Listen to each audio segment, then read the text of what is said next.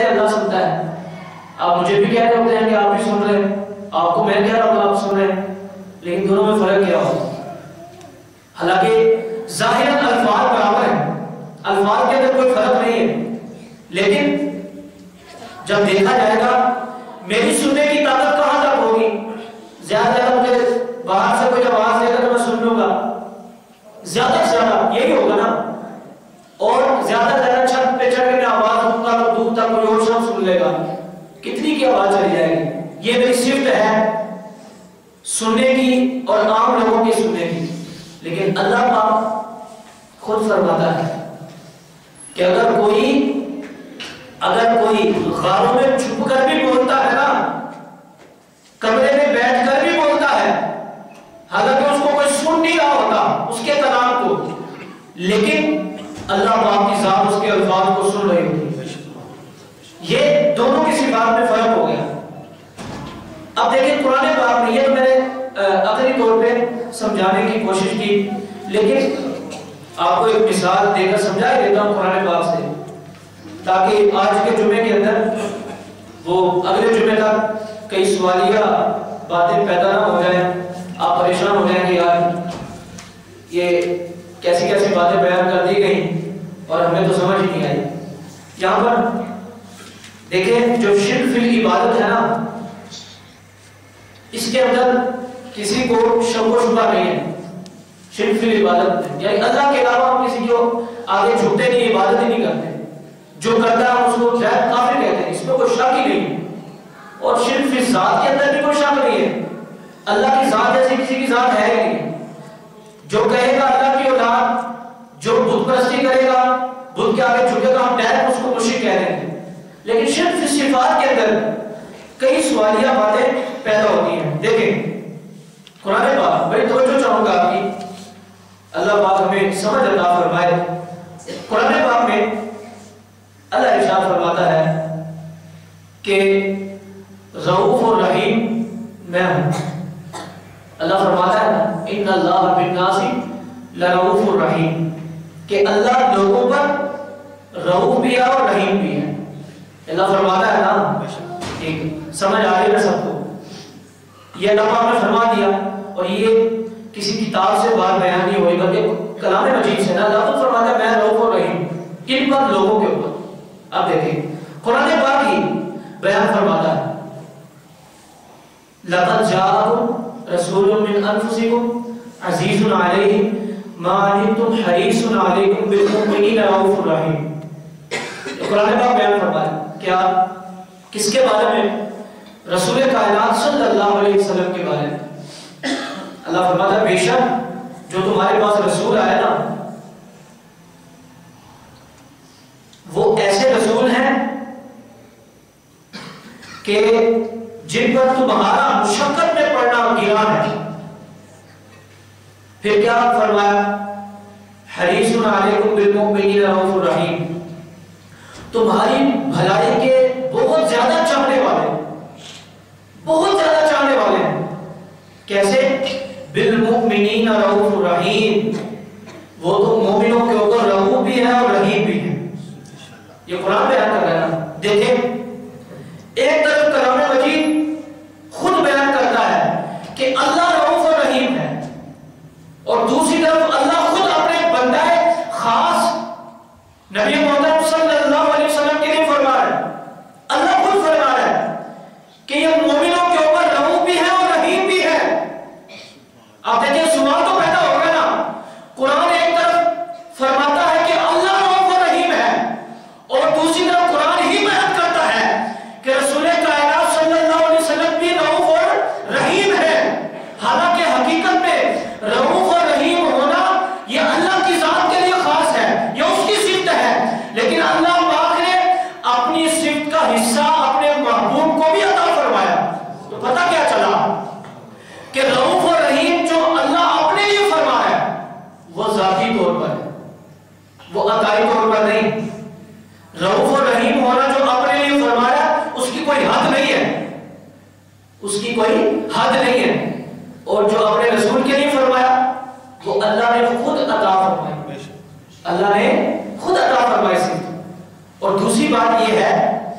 کہ اللہ نے عطا فرمائی، اللہ کی صفت کی کوئی حد نہیں ہے، لیکن رسول کائنات صلی اللہ علیہ وسلم کو جو رؤوف اور رحیم کی صفت عطا ہوئی، میری نظر حضور کی اس صفت کا ادراک نہیں کر سکتی کہ کہاں تک اس کی حد ہے۔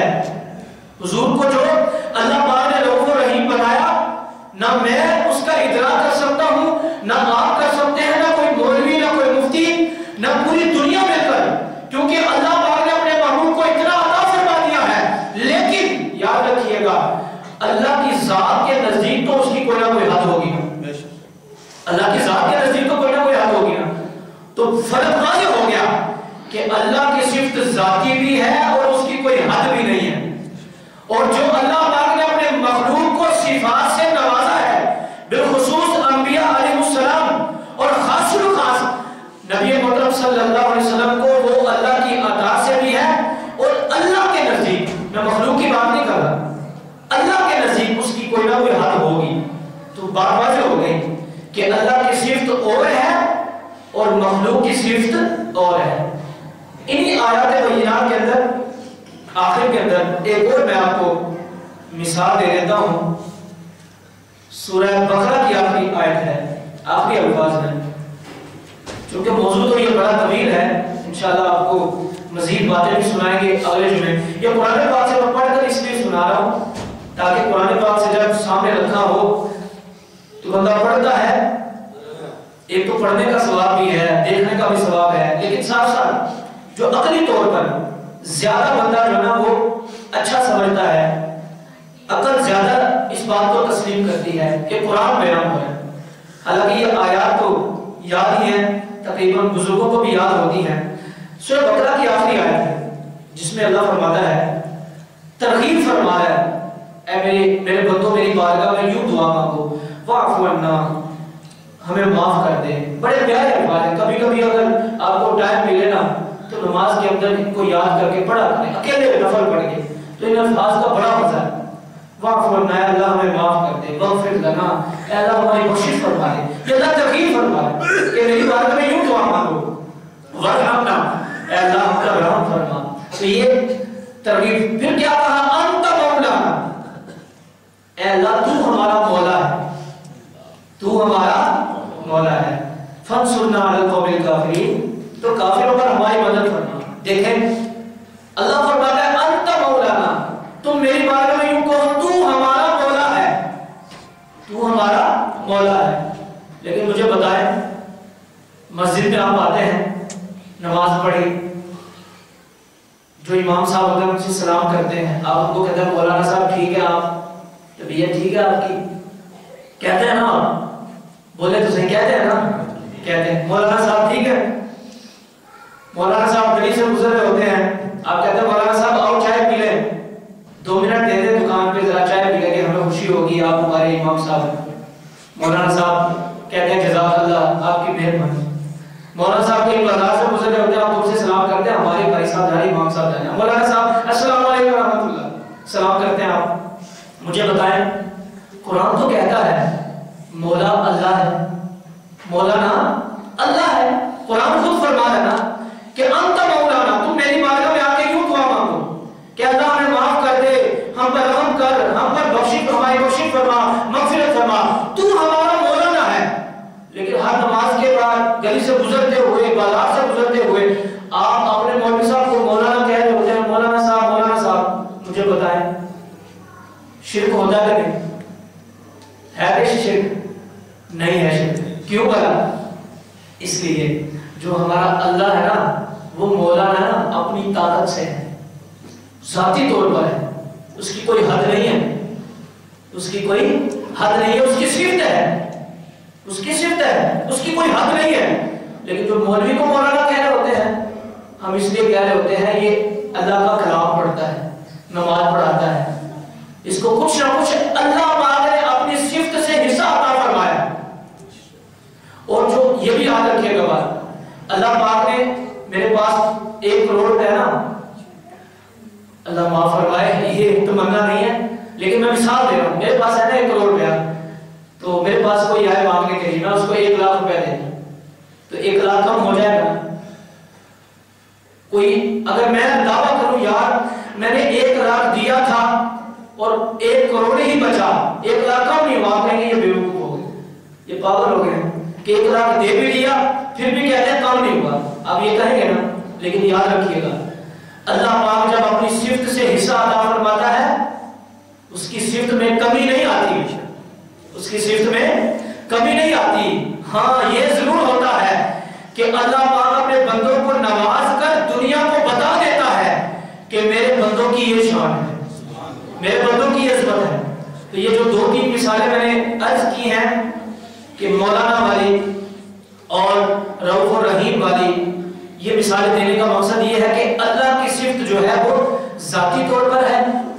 अल्लाह की सिफ्त जो है वो किसी ने तोहफा नहीं दी, अल्लाह की सिफ्त की कोई हद नहीं है. और जो मखलूक के लिए इस तरह की सिफ्तें मानते हैं, कुरान ने बयान फरमाई या फिर हम आपस में कह रहे होते हैं, ये उसकी हद भी होती है और अल्लाह ने अता फरमाई होती है. बहरहाल अल्लाह की बारगाह में दुआ करते हैं अल्लाह अमल करने की तौफीक अता फरमाए. ये मौजू इंशाअल्लाह हमारा आगे भी चलेगा. इस पर मिसालें इंशाअल्लाह कुरान पाक से, अंबिया के, औलिया के इंशाअल्लाह वाक़यात सुनने के आपसे अर्ज़ है. वक्त पे तशरीफ रखें. आमीन.